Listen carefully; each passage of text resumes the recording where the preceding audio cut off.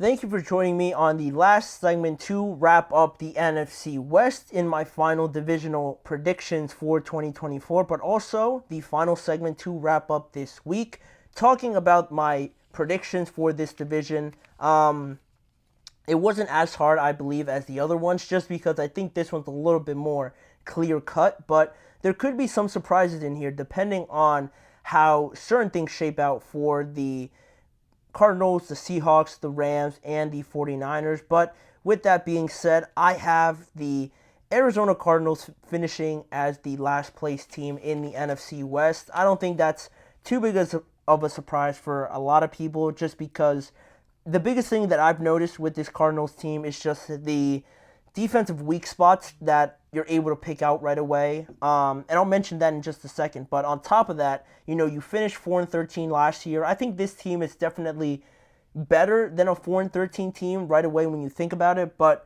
when you think about a 4-13 team, a big part of that for the Cardinals in this case was that Kyler Murray, suffered that knee injury and that he missed the entire first half of the year trying to come back from that. And then when he did, this Cardinals team was not that bad, to suggest that they're awful, finishing 4-13, right?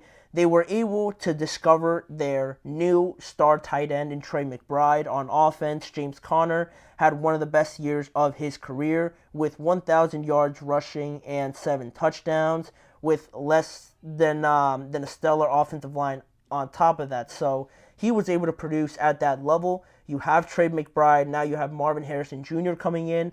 It's looking a lot more promising on offense, right, to say the least, with Kyler coming back, more weapons around him. It should look better on that side of the ball, but now I get to those defensive concerns that I mentioned with this team, right, talking about really one of the biggest things is the lack of pass rush, especially when last year they had their highest amount of sacks at 6 with one of their players. That's just not going to cut it, especially in this division, right? There's too much offense from just the 49ers alone. Then you get to the Rams and even the Seahawks with DK and Jackson Smith and Jigba and Kenneth Walker. There's a lot of offense just in this division to not have a defense that is able to hold up against some of that firepower. So more in depth on this defense, right? The stats don't really back it up too much. They ultimately allowed 355 yards per game last year, which was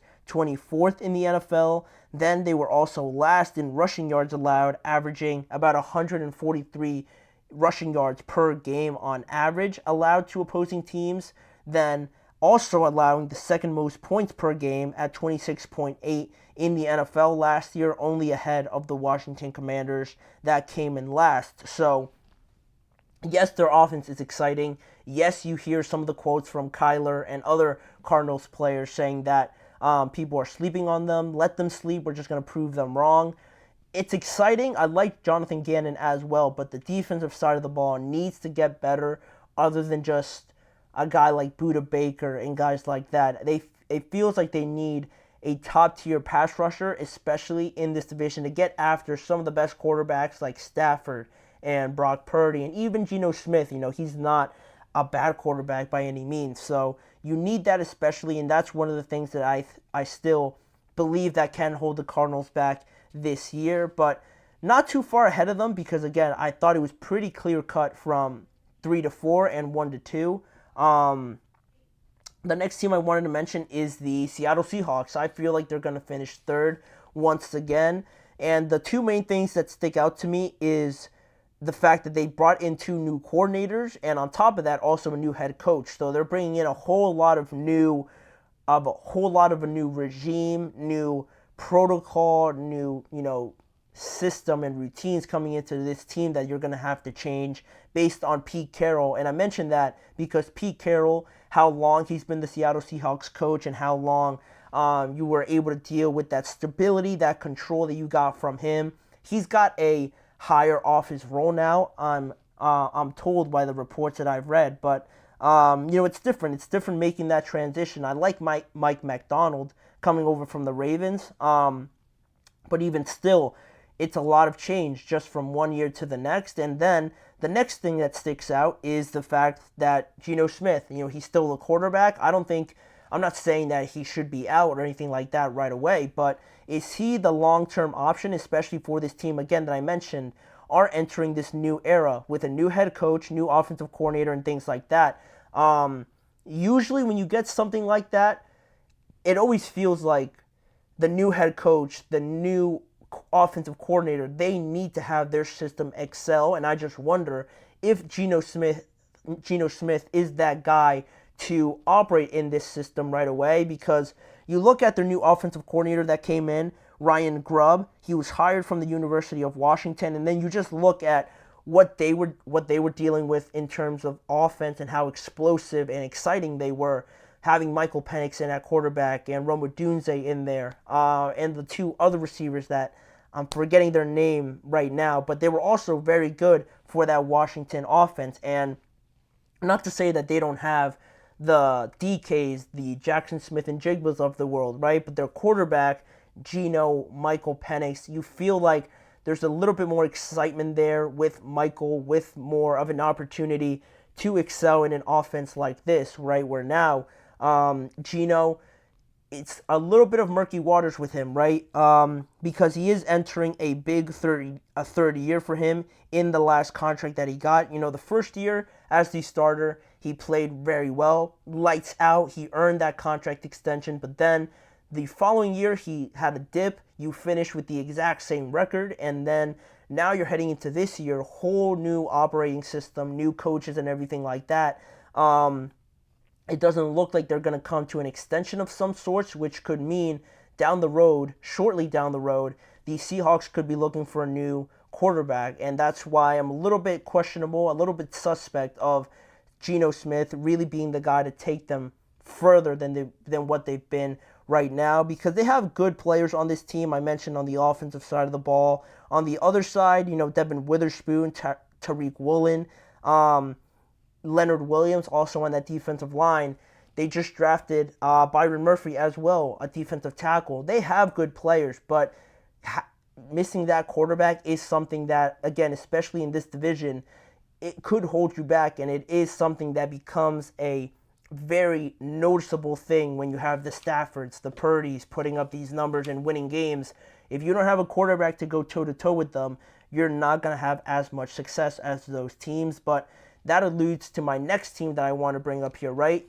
The Los Angeles Rams. I wanted to put in a surprise here, maybe finishing first for the Rams, but I feel like with Aaron Donald retiring, and their defense isn't just going to fall off the face of the earth or anything like that, but you're going to have some struggles, some growing pains there without Aaron Donald and how just dominant he was. Guys like Kobe Turner, Byron Young weren't really the main focus of this defense right away, because obviously you have a Hall of Famer there that you have to worry about. But now that he is gone, maybe Kobe Turner faces some more double teams there in the middle of that defensive line. Byron Young has to take up more of a leadership role.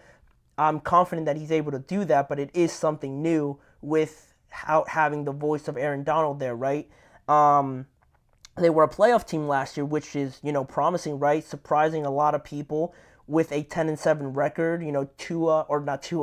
Puka breaking out and, adding to the offensive weapons that they have with Cooper Kupp, Kyren Williams, now Puka, all being on the receiving end of Matthew Stafford and him at quarterback, always deemed the most underrated quarterback, one of the most talented in the NFL. So they even added a lot on their defense, but now dealing with the expectations and also staying healthy, because Kyren, Cooper Kupp, Puka now even have been dealing with some injuries that you don't want to see pop up again. And even Matthew Stafford at, I want to say 36, 35 years old, isn't getting to a position where injuries aren't going to pop up. So that really just remains a concern for me. They have the 12th hardest schedule in the NFL, which is tied with the 49ers. So it's not a schedule thing. It's just the fact that I really need to be convinced to see the Rams take that next step. They're right there. I think a lot of teams are picking them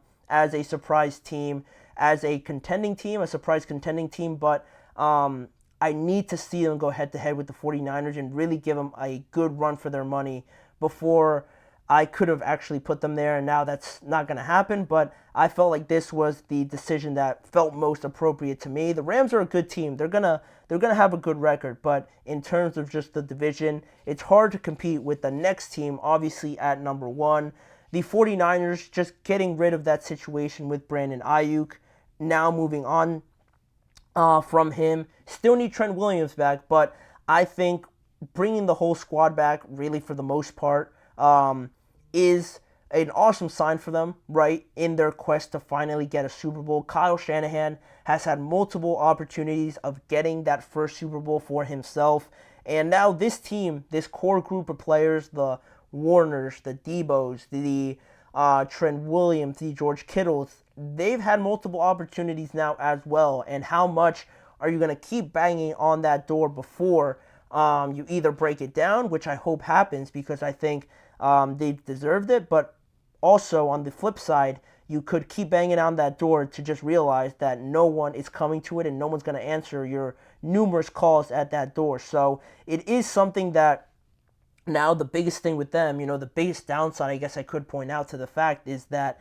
it's time now. You have to go out there and win it. You have to go out there and, validate this group of players that you have, because if you don't get a championship, a Super Bowl with this team, it's going to look like such a big letdown, with constantly being one of the best teams in the NFL, the best team in the NFC. If you don't have anything to show for it, it's hard to validate how dominant you were without having that silverware. That's just how people base things off of. Not to say that it's wrong, but you'd like to see people talk about this 49ers team in a better light, and the pressure, the expectation they have to win this year, it is huge. It's a lot this year, even more so than ever before, just because, like I mentioned to start this segment, or to start this episode, this could be the last run of it with this group of guys. So you have to win this year. You have to get there. And obviously winning the division is not looked upon as a must-have if you're going to end up winning the Super Bowl. But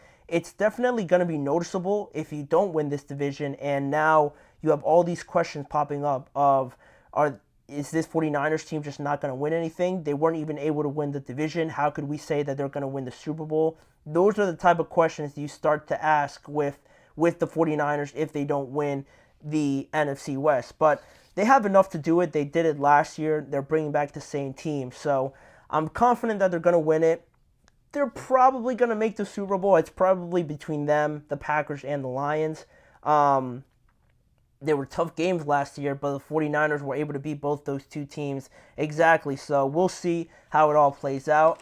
They're my predicted NFC West champions yet again, but leave your guys' thoughts on if you agree with me, you think the Rams actually have a better shot this year than years before. I'd love to know what you guys think on this live episode, or just leaving it in the comments in general. But that'll do it for today's show. That'll wrap up the whole week on this episode of the GSMC Chip Shot Football Podcast, brought to you by the GSMC Sports Network.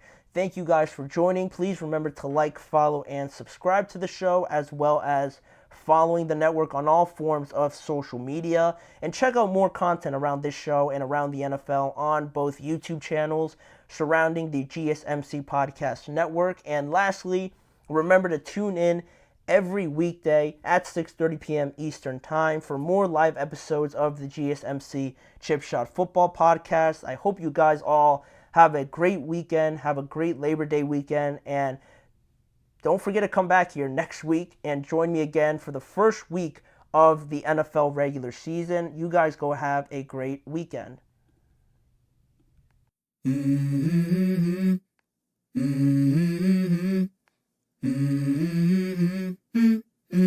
Let's go.